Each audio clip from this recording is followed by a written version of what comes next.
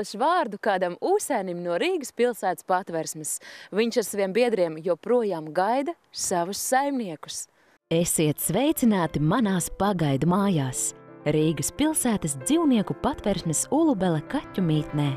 Nu jau vairākus mēnešus mana ikdiena aizrit šeit, starp citiem likteņu pabērniem un jaukajiem Patversmes darbiniekiem, kuri mani iesaukuši par pelēci vienaci, bet tagad par visu pēc kārtas.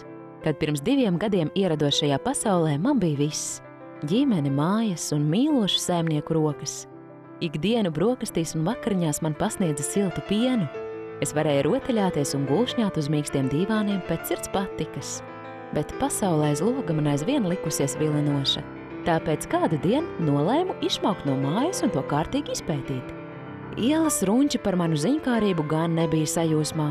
Un kādā cīniņā, gluži kā jūras laupītājs pasaku filmās, es zaudēju vienu aci. Pēc kautiņa ceļu uz mājām man atrast vairs neizdevās. Izbadējies un ievainots es klīdu pa daudz dzīvokļu namu pagalmiem. Līdz par mani apžēlojās kāda veca kundze. Aiznesa mājās, apkopa manu ievainojumu, sasildīja un paēdināja. Tā es pie sirmās kundzes paliku un cerēju, ka atkal esmu atradis mājas uz visiem laikiem. Dienām ejot, mana sirmā kundze palika aizvien nespēcīgāka un vārgāka. Līdz kādu dienu pie mums atbrauca sociālai darbinieki no veco ļaužu aprūpes centra un manu saimnieci aizveda. Aizveda uz visiem laikiem.